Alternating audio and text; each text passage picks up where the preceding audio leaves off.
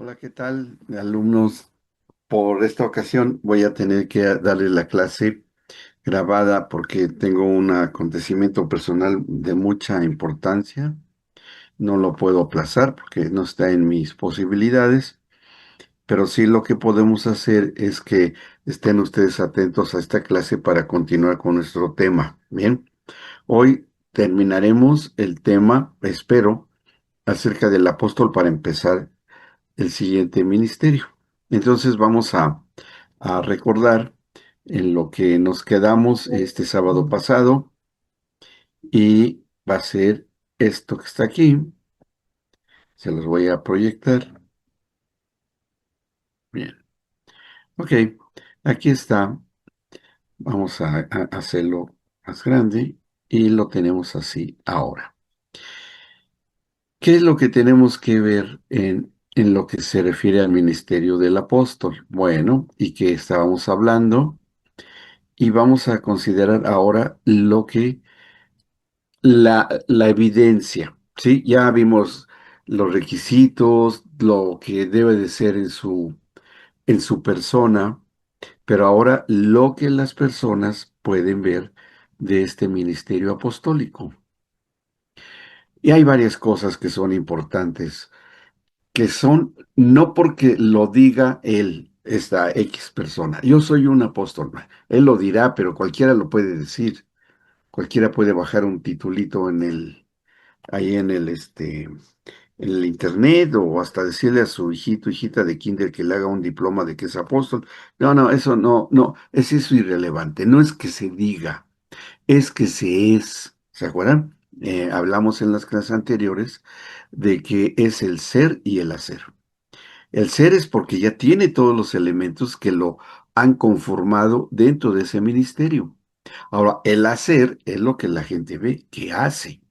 Y eso no lo hace cualquiera con estas evidencias.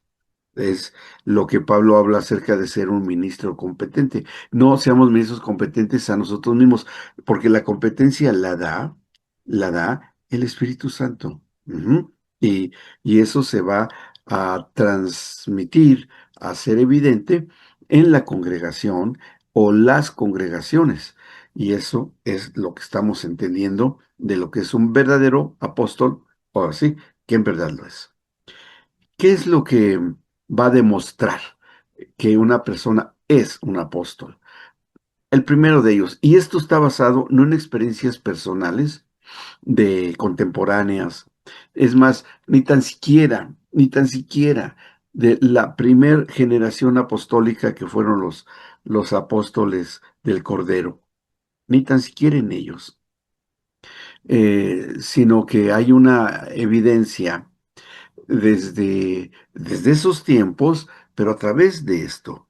Pablo, el apóstol, lo va a hacer evidente y nos ha quedado por escrito, porque él es el mejor exponente de esa unción apostólica que, aunque no tuvo una relación con el Señor Jesucristo como discípulo, sino como perseguidor, pero después es totalmente transformado, cambiado en su naturaleza espiritual.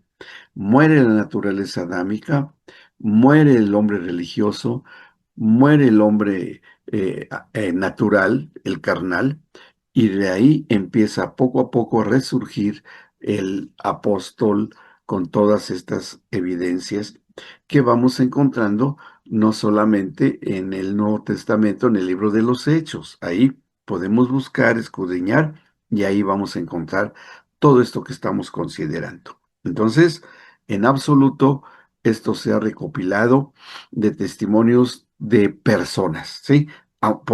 Y que puede ser, yo no dudo, de que reúnan todos y cada uno de estos elementos de evidencias, pero no sobrepasan lo que está escrito en el Nuevo Testamento, en el Nuevo Pacto, ¿sí? Aún profetizado, de alguna manera, en el Antiguo Pacto. ¿Cuáles son estas demostraciones? Bien, primero, pueden ir consultando ustedes sus diapositivas que les envié. Todo esto lo tienen ya ustedes. Así es que no tenemos problema de que se distraigan anotando, por favor. Y escuchen con atención la clase, porque ya saben cómo es mi clase. No lo vamos a hacer interactivo tanto como otras ocasiones.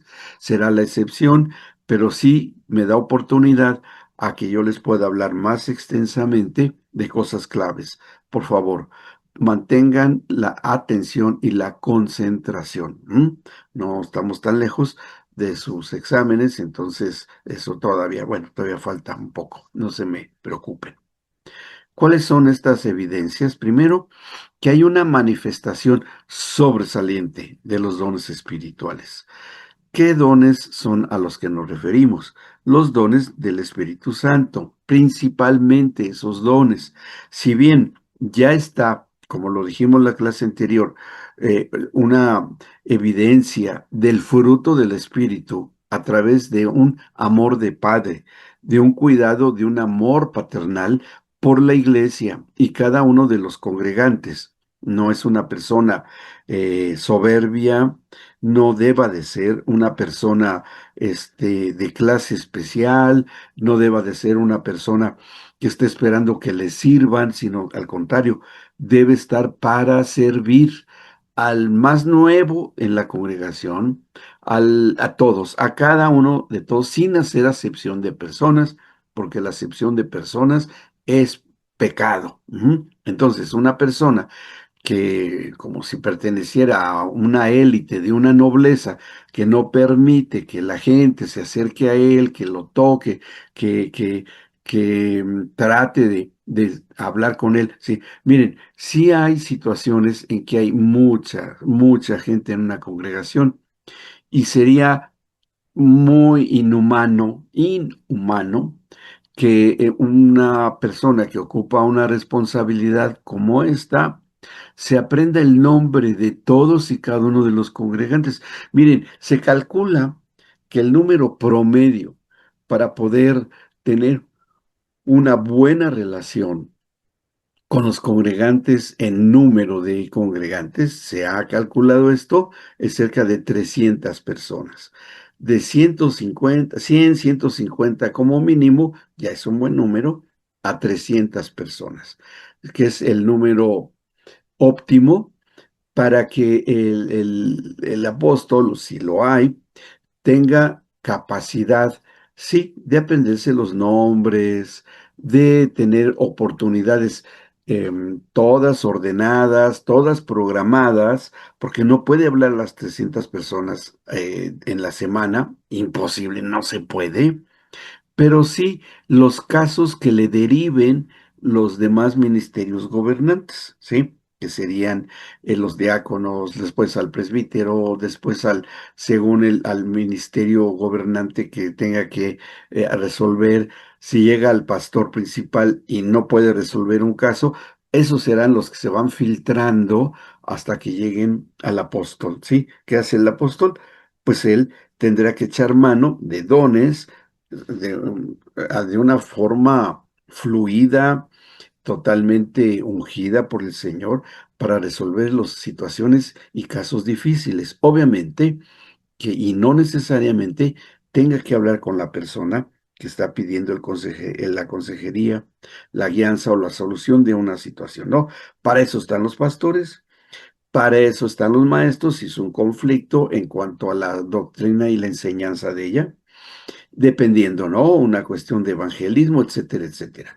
Entonces, no es por otro motivo por el cual un apóstol no tiene tiempo ni posibilidades de hablar con persona con persona. Obviamente que cuando sea necesario lo hará y lo hará con humildad, lo hará con un espíritu de servidor, no de que le sirvan. No es un estatus, como lo dijimos, de nobleza, de élite, sino que la humildad y el servicio son lo que está ahí presente. Bien, eso es. Entonces, para resolver situaciones complejas, porque las hay, muy complicadas, en donde hay problemas de familias que se pelean por una herencia con violencia y hay cosas o situaciones de problemas legales fuertes, difíciles. Esos casos ya son y deban de ser abordados por el apóstol que han pasado los filtros de los demás ministerios hasta que llegue a él, pero ya será diferente, porque hay muchas cosas que él ya sabe, que le han comunicado y él le da oportunidad a que esté orando y vaya recibiendo en su relación personal con el Señor y a través de la unción del Espíritu Santo los dones que deba de hacerse presente en esa pastorado, porque es un pastorado apostólico, se puede decir así, palabra de ciencia, palabra de sabiduría, discernimiento de espíritus, si es necesario que haya un milagro, si es necesario que haya una cuestión de despertar a una fe, pero muy, muy, muy, muy tremenda, con mucha unción, bueno, él lo hará. El apóstol lo va a hacer y él es el primero que tiene que tener esta evidencia de estos dones. Bien, otra característica que es importante en cuanto a la demostración de su apostolado es que él, aunque no lo diga, ¿no? Aunque no lo diga, ni tiene por qué decirlo, una experiencia personal y profunda con el Señor. Miren, los apóstoles del Cordero, que fueron los 12 que eligió el Señor, y aún Judas, ¿eh? Aún Judas cuando anduvo en el ministerio, porque él seguramente que participó en algo, si bien le decían, Judas, ahí guarda las ofrendas, ¿no? Y ahí siendo apóstol decía, bueno, uno para acá, otro para acá, o sea, para él, para su bolsa, otra para la bolsa del ministerio, ya van dos, bueno, a mí me tocan otras dos. Otra más, ya van tres, y a mí me tocan otras tres. Y yo creo que así le hacía, ¿no? Porque dice que él extraía dinero de la bolsa de las ofrendas, porque el ministerio de Jesús se tenía que mantener. No era gratis, al contrario, el rechazo, el cerrarle las puertas para venderles comida, que no era fácil, un lugar donde dormir, tenían que dormir al aire libre. Tenían que dormir en el campo donde pudiera les cayera en la noche. No era fácil.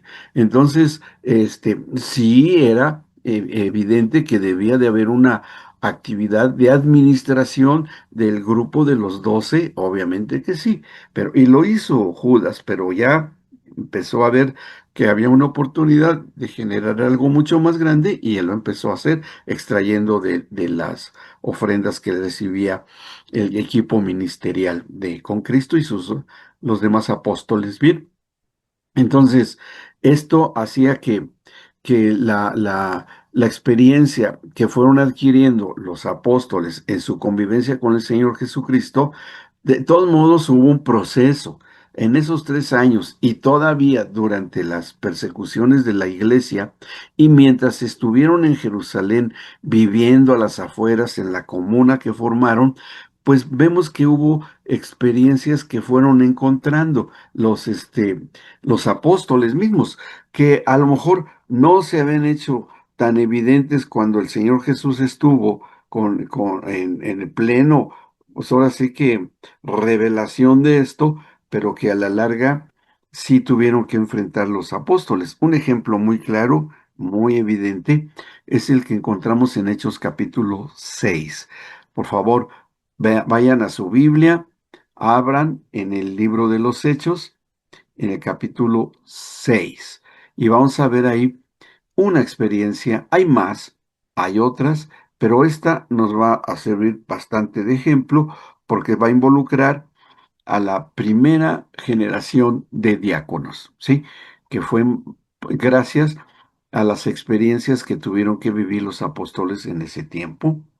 Dice a partir del versículo 1, 6 de los Hechos, versículo 1. Dice así: en aquellos días, como creciera el número de los discípulos, hubo murmuración de los griegos contra los hebreos, una etnia contra otra. Generalmente, y deben saber ustedes, que cuando en la escritura se refiere a griegos y cuando se refiere a hebreos, no es tanta la cuestión de la diferencia de etnias o de orígenes de nacimiento geográficos. No necesariamente se está refiriendo a eso, porque ellos eran conscientes de que la acepción de personas, o sea, no tener una coparticipación sin distinciones ni de raza, ni económicas, ni nada, era pecado, ¿no? Lo sabían. Entonces, no se refiere a que es que ellos eran de ese país y yo somos de otro. No, sino que la personalidad de la nacionalidad griega se refería más que nada a personas muy pensantes, muy preparadas, con mucha filosofía, con cultura. Habría gente que no dudamos que tuviera una actividad intelectual superior a la hebrea, porque allí habría arquitectos, matemáticos, físicos, filósofos, todo tipo de personas con una preparación intelectual. Esto es así. La preponderancia de un nivel intelectual y preparación, si quieren, profesional, como sería hoy, pues bueno, podría ser en ese sentido. Y los hebreos no. Los hebreos, la personalidad de la etnia hebrea sería principal y evidentemente en el conocimiento de las escrituras, de la Torá, en su profundidad, en el conocimiento desde el Génesis, tanto así como que se lo sabían de memoria, y el Sanedrín, para admitir a uno de sus miembros, pues era muy exigente, porque había que aprenderse de memoria la Torá que tenían hasta ese tiempo, que serían los profetas mayores, los profetas menores, el libro de históricos, los libros poéticos, el Génesis, o sea, todo lo que fuera el Nuevo Testamento, el Antiguo, perdón, el Antiguo Testamento, pero todavía y probablemente hasta Malaquías, ¿sí? Que a algunos les daban un poco más de importancia según lo que estuvieran viviendo, y que seguían viviendo en el Antiguo Testamento hasta la llegada de Jesús, ¿no? Estamos hablando de libros históricos solamente, como la primera y segunda de Macabeos, Baruch, etcétera, libros que se consideran apócrifos, que ya no se les dio la validez, no por lo histórico, porque son muy válidos, al contrario, son útiles, sino porque no estaba la presencia profética del Mesías Redentor como en los demás libros. Es más, no hay ninguna evidencia profética del Mesías Redentor, porque son libros históricos. Entonces no tenía caso que los incluyeran. Iban a crecer eh, el número de libros y todo eso, y no era la cuestión, sino era que ya fuesen cristocéntricas, ¿no? O el Mesías Redentor profetizado como centro.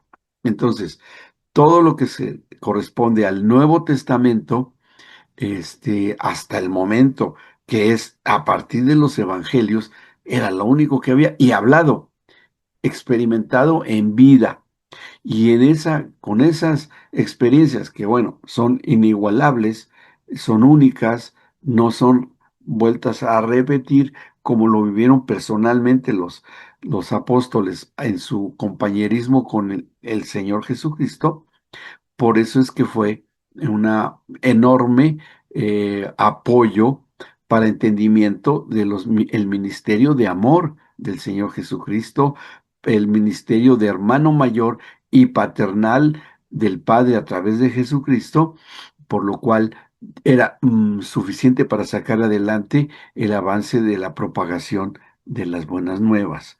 En Hechos 6 leemos así: como había crecido el número de discípulos, ¿qué cálculo se tiene aproximado de cuánta gente vivía?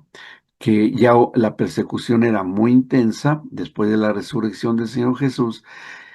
Hubo conversiones de miles de personas, sobre todo con la primer predicación de Pedro pública, que se convirtieron 3,000 personas. Después se convirtieron muchas más, y eran miles. Y la persecución pues ya fue alarmante, ¿no? Tanto para el Imperio Romano como también para el imperio, no el imperio, la gobernanza religiosa de Israel, de Jerusalén. Ya era un verdadero problema. Entonces, ¿qué hacen los apóstoles? Venden sus propiedades, todos los congregantes, compran un terreno enorme afuera de Jerusalén, donde, bueno, no había tanto problema porque había mucha extensión de tierra. Compran lugares así pero más que nada fue para construir. Imagínense una construcción de, de, de lugares, ¿no? Que serían, pues, de múltiples familias y probablemente un lotecito, un lote pequeño para una tienda o carpa, como fuera, o provisionales, un comedor comunal, comunitario, un lugar de reunión para la enseñanza, y el comedor comunitario era para muchísima gente, que es lo que nos está diciendo acá. Y vean lo que tiene que vivir y experimentar los apóstoles de ese primer tiempo. Dice, hubo murmuración, sigo en el uno, hubo murmuración de los griegos contra los hebreos. Ya vimos quiénes y quiénes, ¿no? Los intelectuales con los religiosos. Eso significa de que las viudas de aquellos, de los griegos, eran desatendidas en la distribución diaria. Y se estaba generando un problema de cuestiones de política interna. ¿Cómo se llega a dar aún hoy en algunas congregaciones? Sí, hay congregaciones que tienen una configuración de élite que no es muy agradable al Señor, pero bueno, si mientras no haya la evidencia de discriminación, de estatus económico o racial o de lo que sea, pues bueno, podría ser, ¿no? Una que así caminara, pero cuando empiezan a aparecer la acepción de personas por cualquier motivo, ya hay una situación que debe pensarse en tratar de solucionar. Y vean cómo lo solucionaron, que aquí los apóstoles tuvieron que enfrentar. Dice que en la distribución diaria, que esto debía haber sido en repartir el alimento, ya sea que comieran juntos, lo digo porque más adelante dice que comían juntos el pan con mucha alegría, juntos, o sea que era así como lo hacían, ¿no? Que se reunían para orar, para escuchar la enseñanza de los apóstoles, todo lo que pues habían visto del Señor Jesucristo y que pues esto servía para enseñanza. No había nada escrito, todo era relato oral, había un tiempo de reunión para repetir las enseñanzas de los sermones del monte, discernirlos, extenderse, eh, situaciones de testimonios, qué sé yo, lo que fuera, ¿no? Y entre eso lo práctico, porque había que darle mantenimiento a ese lugar que habían comprado, enorme, y bueno, cada uno con su vida familiar, los que eran casados, los que eran solteros, probablemente vivían juntos, pero separados, hombres de mujeres, etcétera, etcétera. Bueno, dice, cuando ya había murmuración de los griegos, ups, eso ya estaba en puertas una división. Entonces los apóstoles, cuando se dan cuenta de esto, hacen lo siguiente. Versículo 2. Entonces los 12 convocaron a la multitud de los discípulos. En los 12 aquí ya estaba incluido Matías en lugar de Judas. Y dijeron, fíjense lo que dicen, porque además este es un cumplimiento profético. No es justo que dejemos, eh, nosotros, o sea, los 12, dejemos la palabra de Dios para servir a las mesas. Y no es que fuese una actitud de superioridad de título, no, simplemente que era tanta gente que los apóstoles se dedicaban a estar repartiendo el alimento a muchísima gente y obviamente que bueno, veían, yo creo que algunas de sus familiares y todo, Pedro, no me pases, acuérdate que soy tu primo y ya me convertí, es que me puedes dar a mí unos panes para la familia, que tus sobrinos, pues bueno, es hasta cierto punto entendible, pero no les alcanzaba ya el tiempo para repartir a las mujeres griegas o de las familias de extranjeras que se habían convertido al cristianismo, o que eran prosélitos, pongamos que eran prosélitos, ¿no? O sea, convertidos a la ley de Moisés, pero que ahora conocían del Señor. Y entonces se están ahí ya teniendo problemas y los apóstoles empiezan a poner un orden, experiencia, con autoridad apostólica, con orden que viene del Señor, porque Dios es un Dios de orden, eso no se les olvide, Dios es un Dios de orden. Y luego dice, busquen pues hermanos de entre ustedes, creyentes, de la grey, de todos los nuevos creyentes nacidos de nuevo, busquen a ustedes que ya había venido y ya había ocurrido el día del Pentecostés, ya había venido el Espíritu Santo, por lo cual ya estaba esa presencia, ¿no? Del mover del Espíritu Santo entre ellos. O sea, no es menor, es importante entenderlo así, que ya estaba esta experiencia espiritual. Dice, no es justo que nosotros dejemos la palabra de Dios, enseñarla.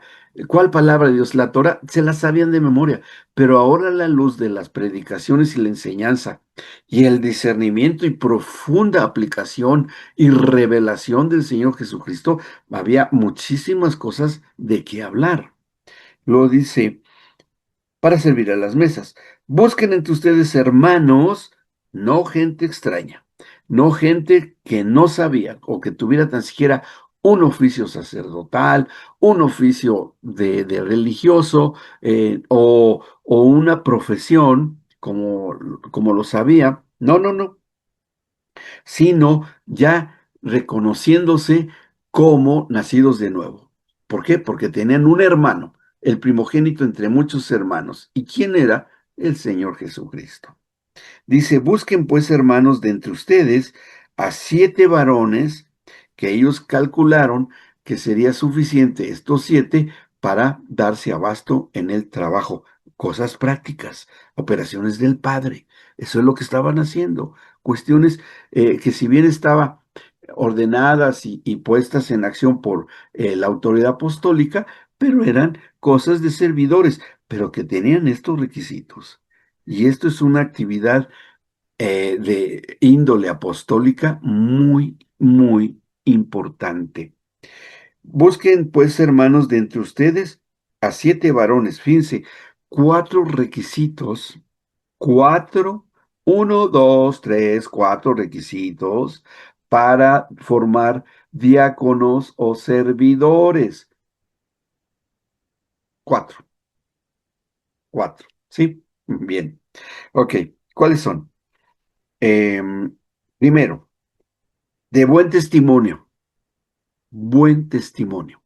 Y el buen testimonio no es porque lo diga la persona, ay, yo soy tan bonita persona, soy tan bonito que bueno, soy tan simpático, soy el alma de las fiestas, yo sé imitar voces, cantos de pájaros, al artista del éxito actual. No, no, no, no, nada del mundo, sino un buen testimonio de quién principalmente, de su familia, de un buen matrimonio, de su patrón, de un buen y honesto trabajador, de un buen ciudadano, de un verdadero amigo, ajá, etcétera. Buen testimonio porque lo dan los que rodean la vida de esta persona. No es el buen testimonio que de sí mismo, porque yo puedo decir que soy la última Coca-Cola en el desierto, como decimos acá en México, ¿no? Y no es así, sino el buen testimonio viene de los demás. Y sin que él, el elegido para ocupar este cargo, ¿verdad que soy buena persona? Ay, no, sí, sí, bueno, no, le debo dinero. No, sí, sí, el mejor. No, el buen testimonio es que vaya saliendo y que los apóstoles debían saber entrevistando a la familia. ¿Cómo se porta fulanito? Pues bueno, los domingos acá es una maravilla, pero cuando llegamos a casa, Dios mío, ayúdanos, Señor, porque este es el hombre lobo acá, allá el hombre bueno, que es el hombre lobo, nos come y todos y somos ovejas, pero pues aquí nos quiere comer. Y eso no es buen testimonio, no es buen testimonio. Buen testimonio. Segundo, llenos del Espíritu Santo, llenos del Espíritu Santo. ¿Cómo es eso?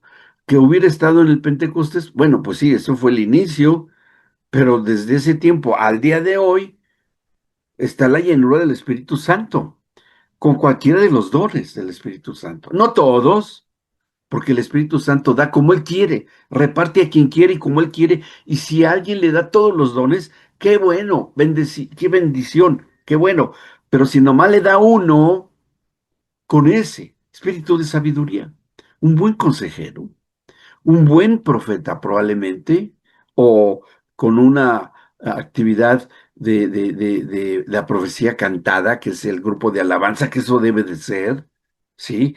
El grupo de alabanza, como lo hemos visto en clases, es alguien que da palabra, no profeta, palabra de profecía y la canta, que es vehículo y herramienta para que el Hijo que porta y que todos portan, que es el Señor Jesucristo, pueda adorar a su Padre en el ámbito congregacional cuando están todos reunidos. El Señor Jesucristo adorando a su Padre Celestial en medio de la congregación, a través de herramientas musicales, cuerdas vocales entre ellas, cuerdas de guitarras, piano, teclado, etcétera. Ahí lo hablaremos después por qué.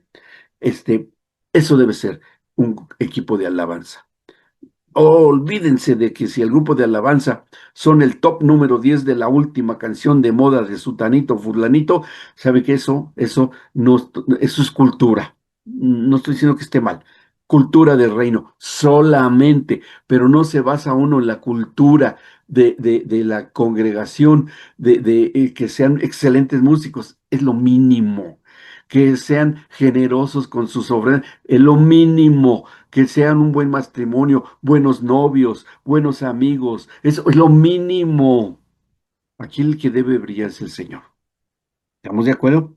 Buen testimonio, llenos del Espíritu Santo. Sí, puede ser que nada más tenga uno, dos, tres dones del Espíritu Santo, que también van a estudiar en un curso, o si ya lo estudiaron está bien, o lo están estudiando, perfecto, lo entenderán mejor. Tiene que estar presente esa llenura del Espíritu Santo. Número tres, de sabiduría, de sabiduría. ¿Cuál sabiduría?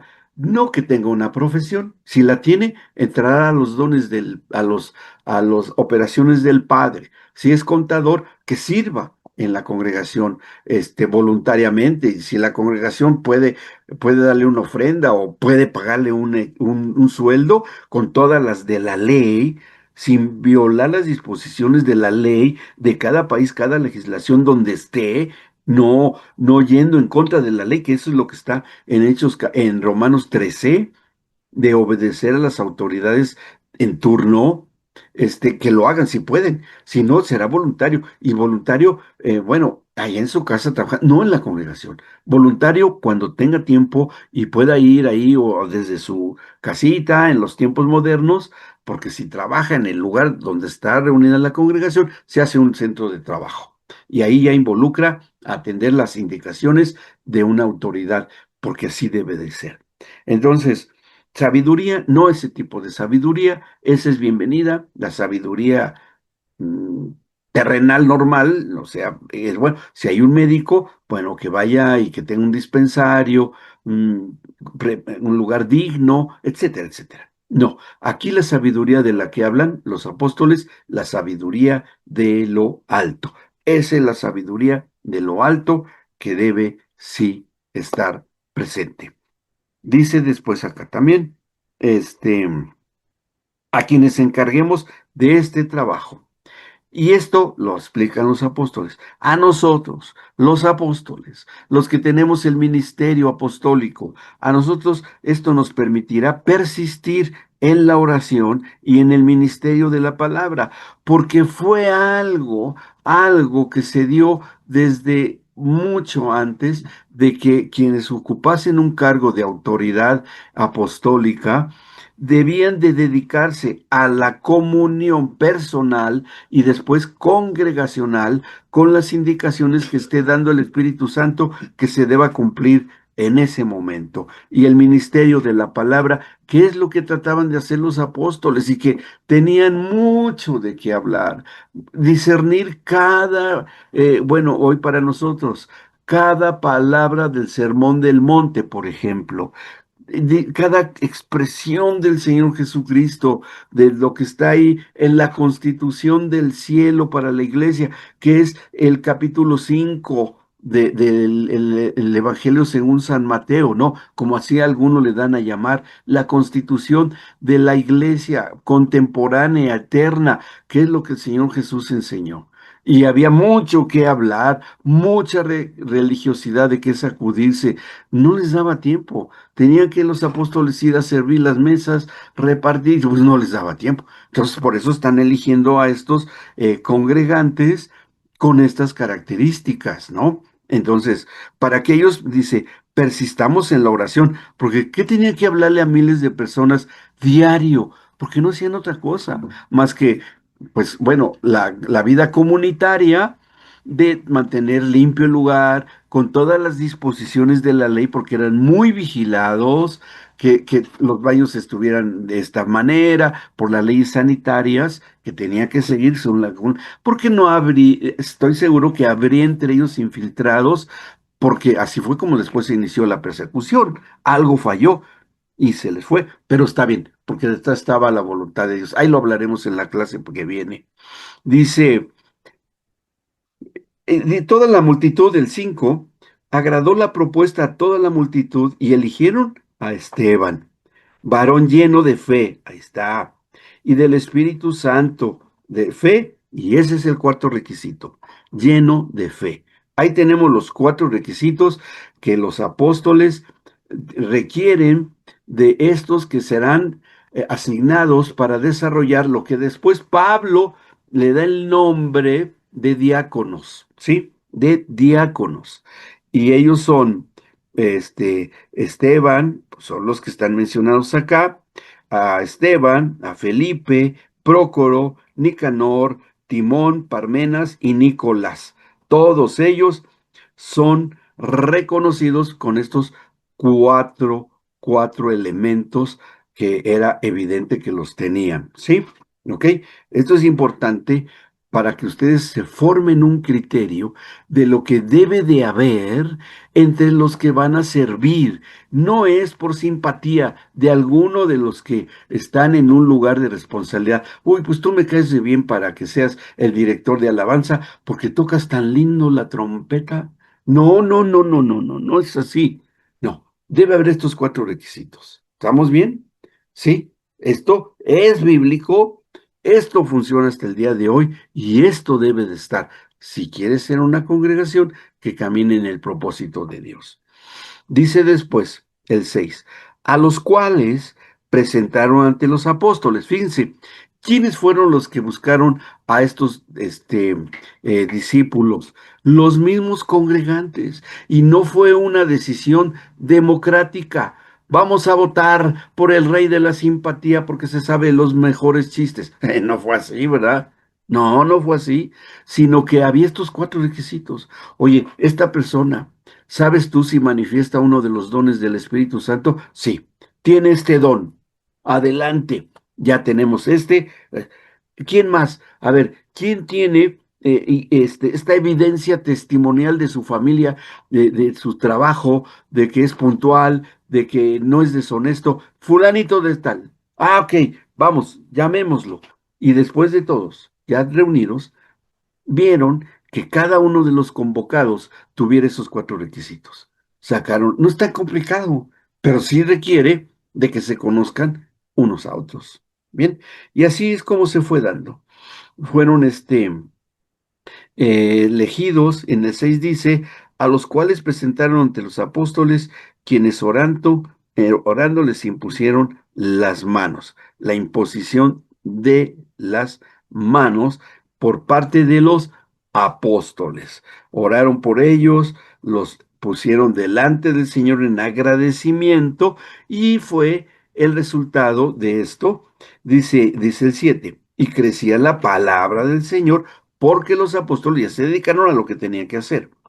Y los apóstoles que después ya estarían saliendo, ahí los maestros, estarían saliendo los pastores, que sería Pedro, después sería Jacobo, y etcétera, ¿no? Todos los demás. Dice, el número de los discípulos se multiplicaba grandemente en Jerusalén. También muchos de los sacerdotes obedecían a la fe. Ahí es donde empezaron a crecer, empezaron a multiplicarse. Y Esteban, bueno, ahí que fue uno de los primeros, hacía grandes prodigios y señales. ¿Por qué? Porque fue uno de los que escogieron. Y seguramente entonces, bueno, después salió el evangelista que fue eh, que sabemos y conocemos la historia en Hechos capítulo 8 que fue Felipe.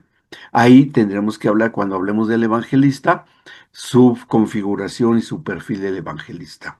Así es que vemos que esto fue resultante. ¿Qué experiencia tuvieron que aprender los apóstoles? Pues con esto que fueron viviendo en la iglesia de ese tiempo, ¿no? Vamos a otra característica, una habilidad y poder para establecer iglesias. Y esto es una gracia, ¿sí?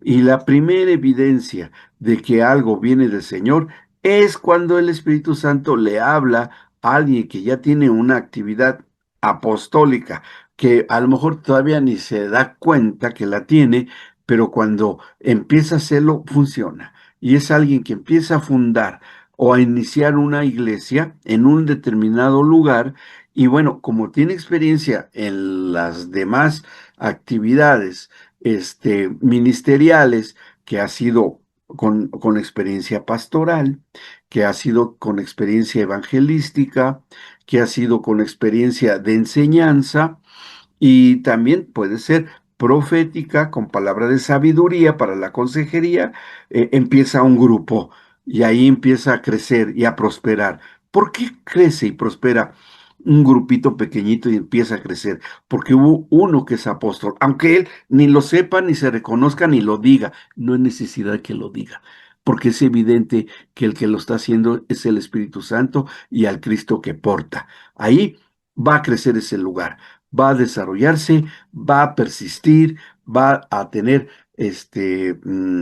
una dirección, crecimiento, y eso es una actividad apostólica. Y aquí está, ustedes lo pueden leer, una habilidad y un poder para establecer iglesias.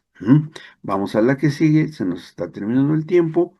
Una capacidad de proveer liderazgo espiritual en el cuerpo de Cristo. Bien, capacidad de proveer liderazgo espiritual. Es decir, que como lo hicieron los apóstoles, que, y esto lo vamos a ver cuando veamos el evangelista, cuando lleguemos a ese ministerio, cómo Felipe cuando se va a Samaria, por la dispersión que hubo, y empieza a crecer tremendamente el avivamiento que hubo en Samaria. Es interesantísimo el caso, por eso quedó por escrito, ¿verdad? Pero crece tanto y con tantas situaciones que se empiezan a dar, que tienen que ir a Samaria. Pedro en su calidad de pastor y apóstol, o más bien de apóstol y pastor, y tiene que ir Juan en su calidad de apóstol y evangelista, a ver lo que estaba ocurriendo en Samaria.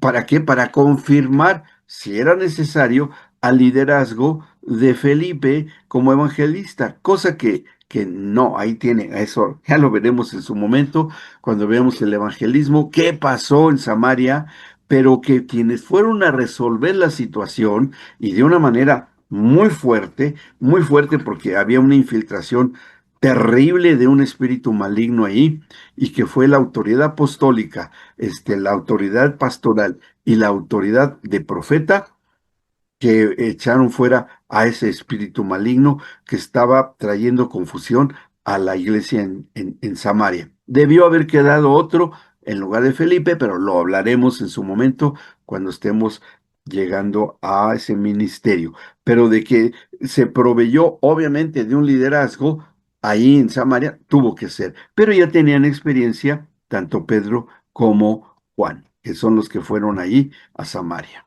Muy bien. Otra cosa que comentaremos, continuamos con este ministerio, características y evidencias, sería lo siguiente.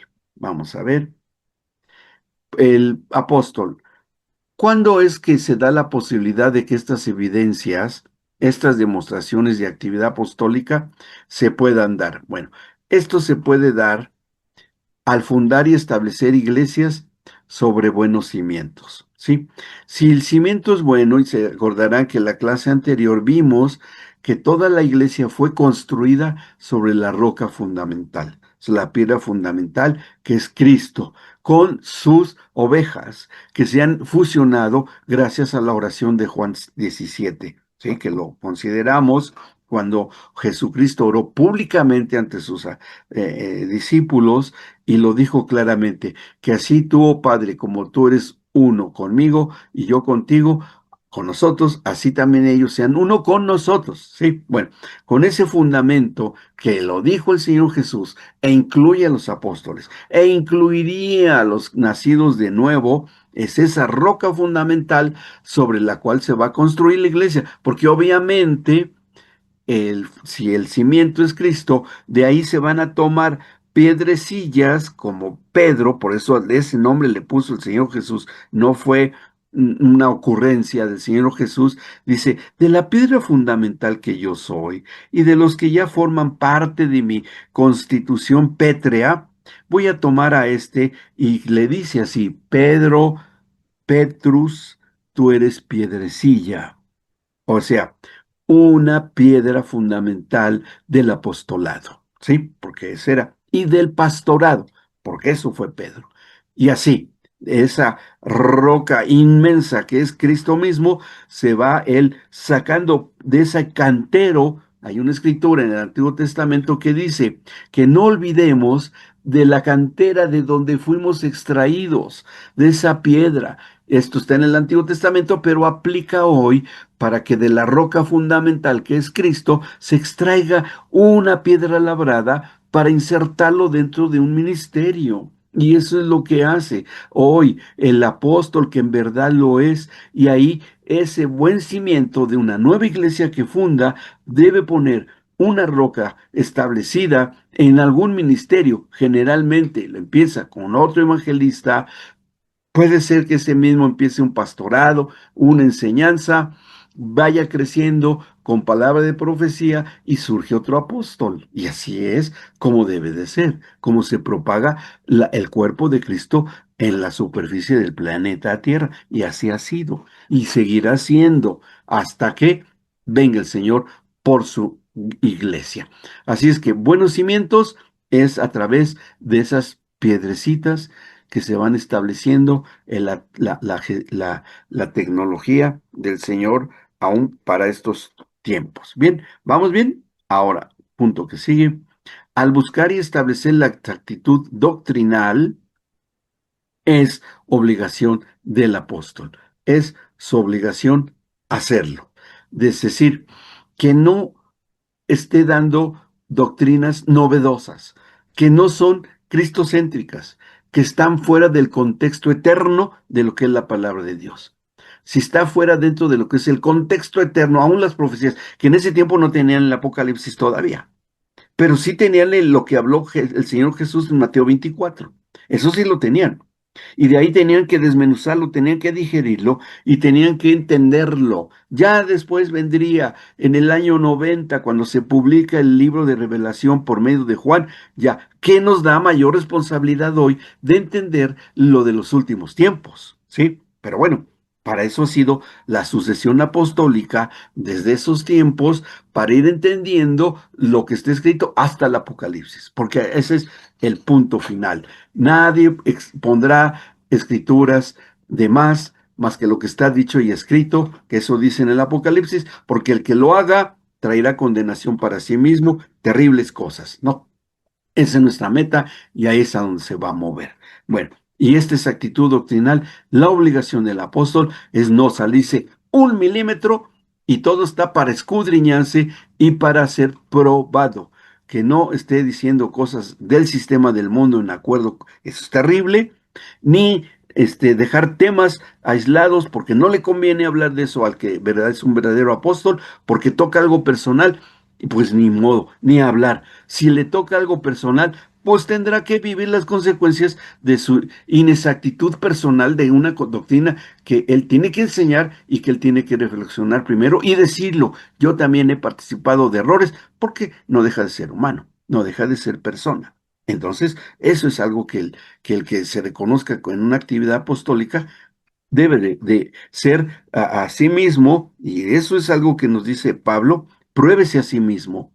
Y probarse a sí mismo es reconocer, pues, las limitaciones que tenemos todos y cada uno de nosotros. Bien, vamos a dejar hasta acá, hasta este número 2 de esta parte que estamos leyendo acá. El ministerio del apóstol está a continuación. En el punto 2, buscar y establecer la exactitud doctrinal. Y bueno, presten atención a la clase, no se me distraigan, no se paren y se... Ay, eso, ay, cuidado, cuidado. Voy a llevar una resortera para que se quiera parar a salir a tomarse un cafecito a media clase, o voy a llevar una cerbatana para que se quiera parar y salir a hablar por teléfono. Pues le voy a aventar ahí una cerbatana no con sustancia paralizante, pero sí muy dolorosa, ¿eh? Al que se pare y se salga. Bueno, ok, nos vemos la próxima clase. Que Dios me los bendiga y ya estaremos en persona para el próximo sábado. Que Dios los bendiga y estaremos ahí presentes. Cuídense mucho, coman frutas y verduras, no se me distraigan en lo que se alimentan y por acá nos vamos a ver. Que Dios los bendiga, hasta luego y que eh, les vaya muy bien. Bendiciones. Chao, chao.